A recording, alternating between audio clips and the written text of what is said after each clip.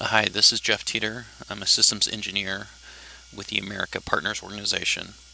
Today we're going to go ahead and look behind the scenes and specifically look at the SDN RAN project, or Darth Rasp. In a previous video we went behind the scenes and looked at how the Raspberry Pis were utilized as network monitors. Today we're going to look at the primary program, SDN RAN, and see how that program isolates servers automatically for disaster recovery exercises, how it's able to communicate and control the lights, and how it's also able to send text messages to phones and emails. And so we'll go ahead and take a look at that right now. Go ahead and switch over so you can see the screen, and I will go ahead and we're logged in to Darth Rasp, which is a Raspberry Pi that's actually located on Darth Vader. Let's go ahead and take a look at the source code for SDN RAN, which stands for Software Defined Network, Rapid Adjustable Network.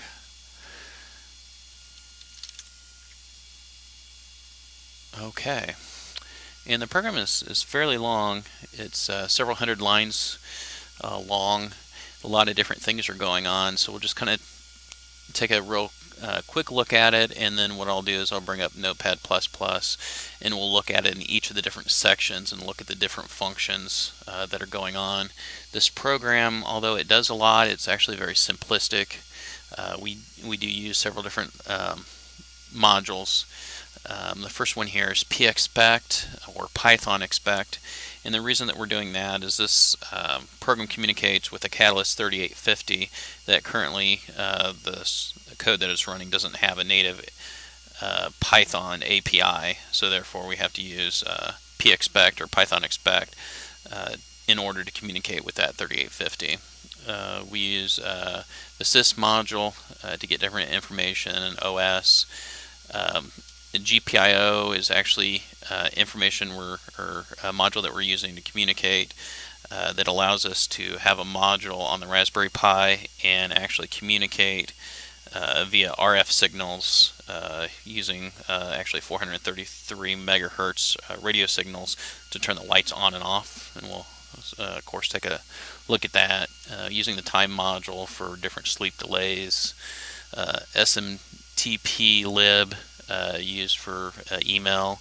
URL lib, request URL open, is used to communicate doing REST calls to the OpenDaylight controller, and we'll definitely take a look at that. And of course JSON we're using to get the information back from the controller for host tracker and to display that.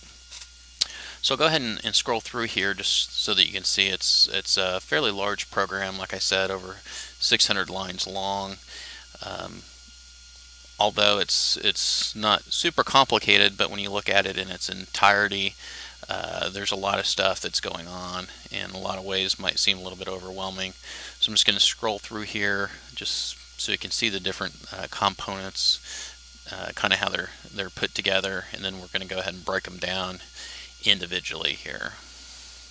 So a lot of Python expect is going on to communicate with a 3850. A lot of different things to control different aspects. So let's go ahead and switch over actually to my Notepad++, and we'll take a look at the program. Right here I have the entire program listed, and it's about 650 lines long, which actually is quite amazing that it can do all those kind of things. This program could control thousands of servers and have the ability to isolate that within just a few seconds, and it's really not that long. But we'll go ahead and actually take a look, and what we're going to do is based on the menu, we're going to look at the display host tracker first, the code for that, which that basically is interacting with the SDN controller. Basically look at the list of the DRE interfaces, and that's just a simple list command that we iterate through how to edit that list. Actually how to set up a disaster recovery environment. This has a lot of different components going on, including sending setting up the connection from the 3850 Catalyst 3850 to the Open SDN controller.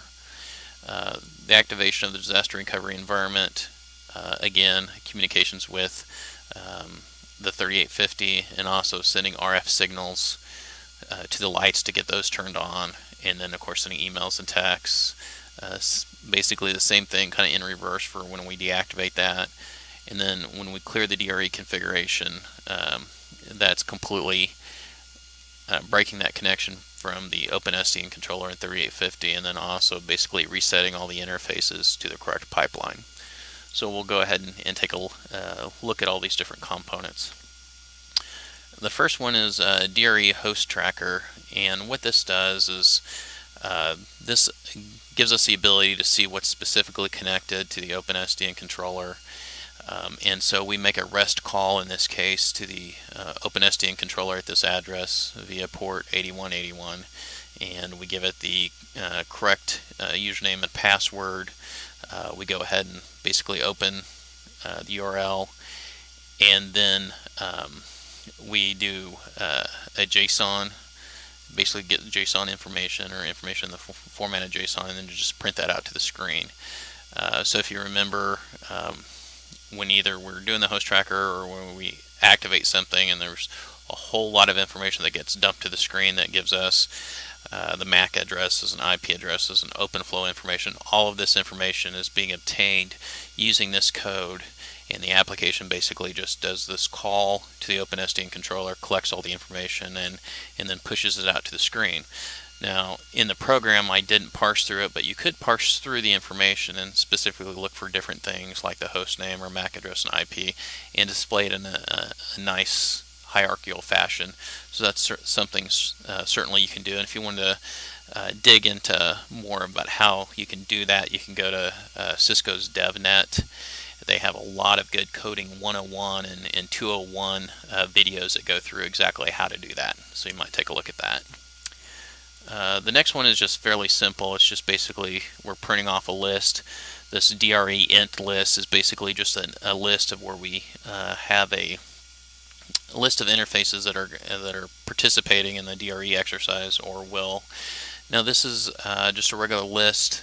When the program executes or terminates, it basically, that list goes away. If you wanted to keep something permanent, you could use programs like Pickle or I should say modules like Pickle or Shelf or different things to basically store that information into a text file, and then you could retrieve that. So if you wanted to keep a permanent list of like financial servers that you wanted to go ahead and run a DRE exercise every few months on, that way you wouldn't have to enter that information every time. So that's something that you could expand on this program. For this program, I wanted to keep it extremely simple, and so using a list capability is certainly one way to do that. The DRE edit list, that's basically where we give the user the option to either add interfaces to participate in the exercise or to delete a switch interface. And for the first one, for adding it, the first thing we do is basically we clear the screen. I do that a lot. It makes it a lot easier and able to print off the different headings and stuff. So I go ahead and clear the screen, print off a heading, and then basically what I do is I just go ahead and print the list that's currently there, and then we give them the ability to add an interface. We do we do a couple checks and make sure that the interface is between greater than 0 or less than 49. If it's not, obviously on a Catalyst 3850 48 port switch, it's not going to work too well. If it's not already in the list, then we'll go ahead and append it.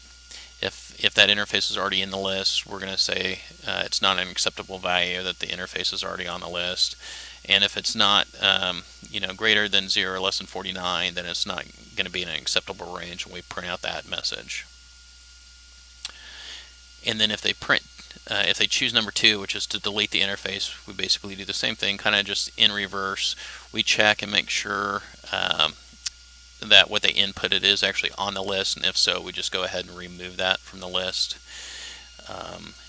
If it's not on the list, we'll print out an error message. Basically, we can't remove it because it's not on the list.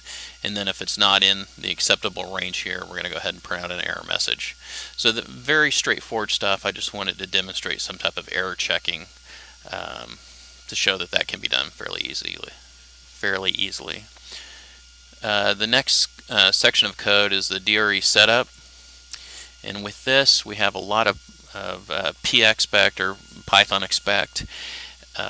If you're using this program with Nexus devices, this would be tremendously simpler because you could actually just program in Python, since like the Nexus 9K and different versions of 7K and 5K actually understand Python. So very similar to if you've done some coding on the Nexus 9K, or if you've there's also a video I've done in this series on the Nexus 9K. You can take a look at how you would do that. Very simple. But with pexpect, basically what we're doing is we're basically telnetting in to the host here, which the host is basically just a variable for the 3850 that we're connecting to. And we're spawning a process here to basically do that, and then we're logging in with the username and password, which those are variables that are set in the main program, going into configuration mode. The configuration right here down to, I'll keep on going down. This is a configuration basically of the OpenFlow virtual switch that's running as it's the OpenFlow plugin that's running as a container actually on the 3850. So those are new things that are coming out that you might take a look at, the ability to run containers on switches like the 3850, and in this case we're running an OpenFlow plugin. And so we go into configuration mode and say that we're configuring OpenFlow switch 1, which is a virtual switch, and in that switch 1 we're going to be connecting to an OpenDaylight controller at this address, 192.168.0.90, with security none in this case. You obviously could use some security parameters. Protocol versions to negotiate, you can hard set it to 1.0, OpenFlow 1.0 or 1.3. In this place we're letting it negotiate. It does automatically pick 1.3 since the OpenSDN controller is the Helium version of OpenDaylight, and it talks 1.3. Data path identifier is just to identify the controller and switch. The pipeline, we have one pipeline that we have here, which is pipeline 1. We just turned some logging and statistics collection. We tell it, if you don't know where to send the packet, the OpenFlow packet, go ahead and send it to the controller. And right here what we're doing is the two Raspberry Pis that are acting as a disaster recovery database and disaster recovery tester, we go ahead and connect them to the OpenFlow pipeline. And basically what we're doing is we're removing them from the normal pipeline, we're connecting them to the OpenFlow pipeline. What that basically means is that the data plane and the control plane, of course, in SDN is separated. In this case we're kind of in a hybrid model. The majority of ports, the normal ports that are on the 3850, are under the control of the control plane that's on the 3850. And now what we're doing is, for these particular ports that we add, we're saying the control plane is now the OpenDaylight controller. In this case, the Cisco Open SDN controller. And so all of its commands, instead of being under the control of the local control plane, it's going to be under the OpenSDN controller control plane, which also happens to be centralized.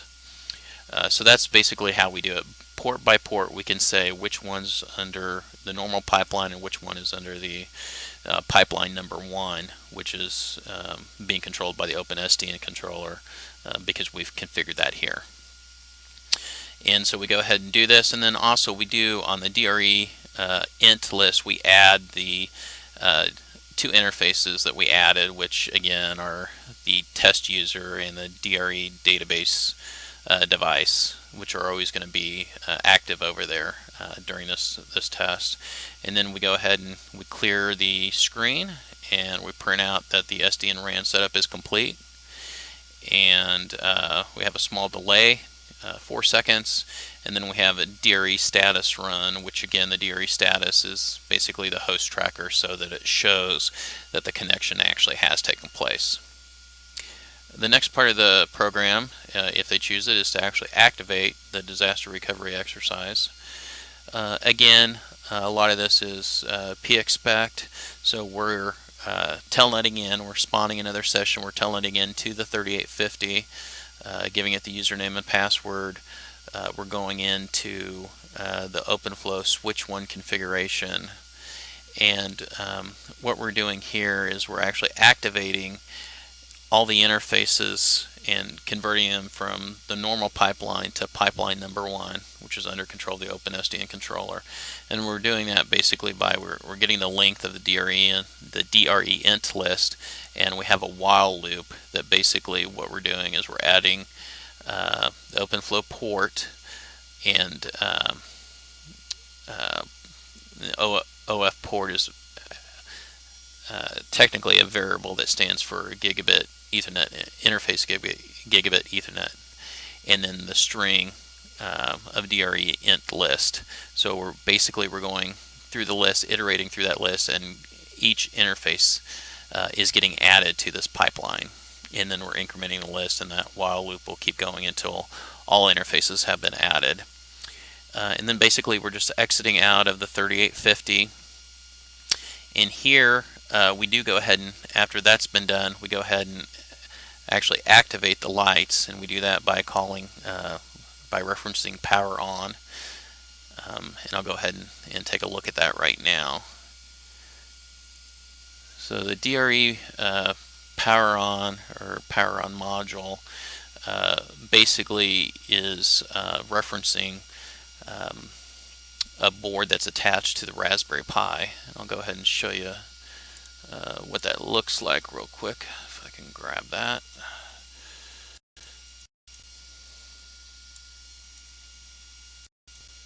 Okay, on the 3850, I found a company out of actually the UK where they sell these Raspberry board Pis that'll fit on the GPIO board of the Raspberry Pi, and basically they're capable of communicating with different outlets and strips that they manufacture, and they do that at 433 megahertz radio. And so by running the program, it communicates with this board, which can then go ahead and send out RF signals. So this is actually plugged into the Darth Rasp Raspberry Pi, and it communicates basically with this power unit here. And as you can see, unfortunately, this is not the US standard. So to make this work, at least in this case, I'm using adapters to go ahead and plug this into an adapter so I can plug it into a wall unit, and then go ahead and have another adapter here that I can basically plug a power strip into. And then all the lights that I have, I think 4 or 5 different lights are plugged into this power strip, and basically I can turn the power strip on and off by sending RF commands. As a Python program is running on the Darth Rasp Raspberry Pi, it'll go ahead and execute Python programs that then send RF signals basically from here to here, and it will go ahead and turn the power strip on and off. So that's how that's accomplished. So real quick, this coding basically comes with when you buy the Python board and the outlets.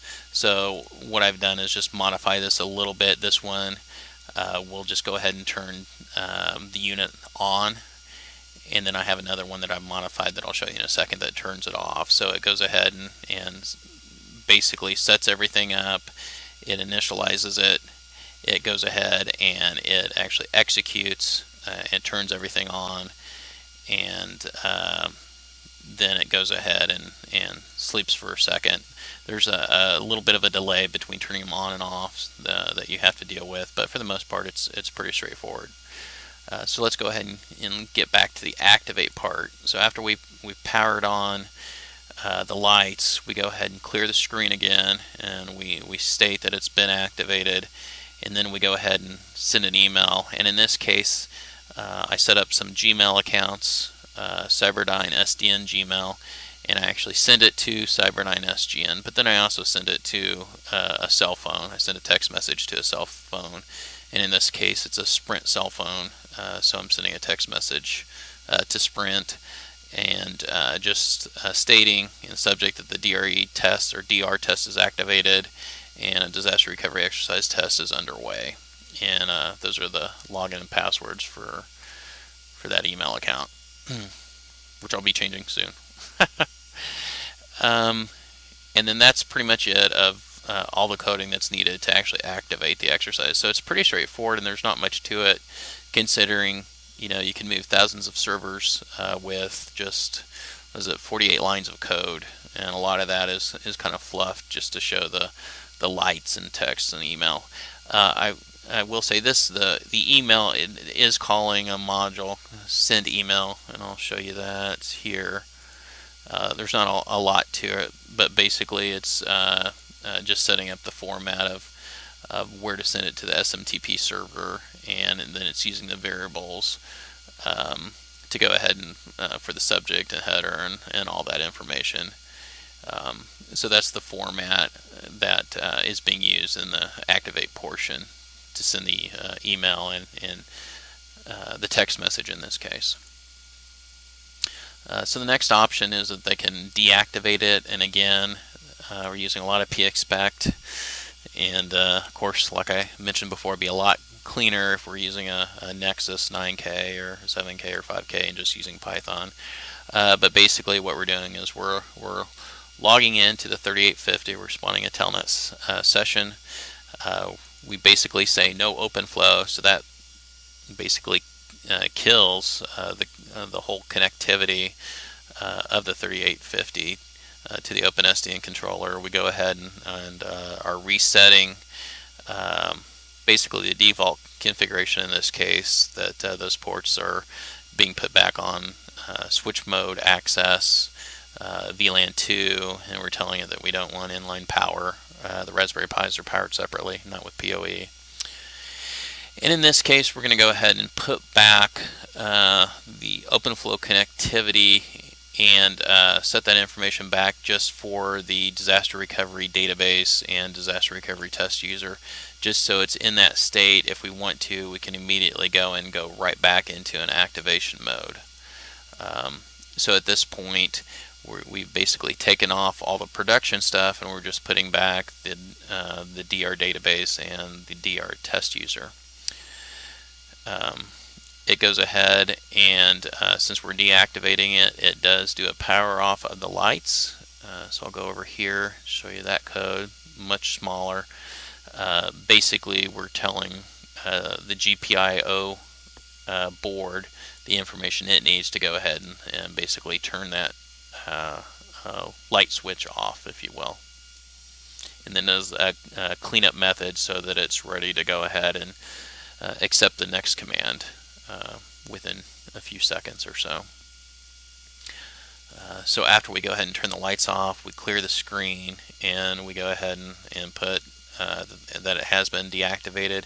And again, we reference that same module to send an email and a text message that the DR test is deactivated and the exercise is no longer active, right?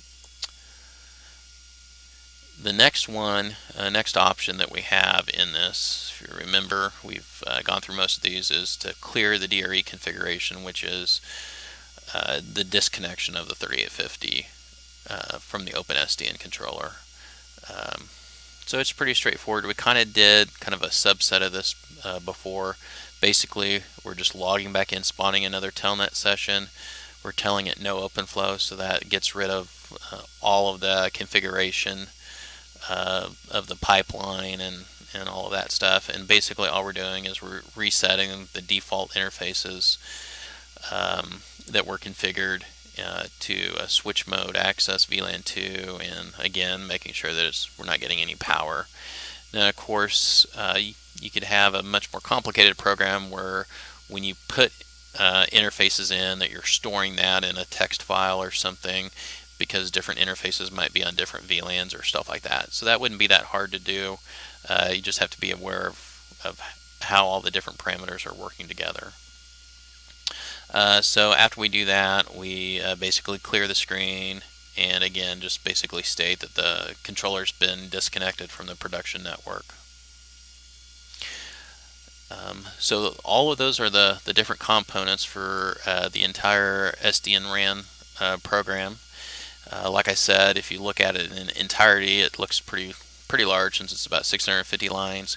But when you look at it basically in the different components, it's pretty straightforward.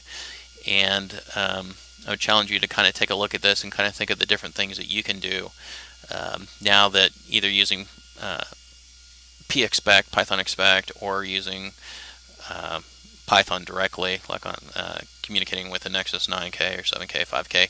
Think of all the different things that you could actually automate, just the common tasks, and then you also have the ability to send alerts, send text messages, send emails of different statuses that are going on. So it's very powerful.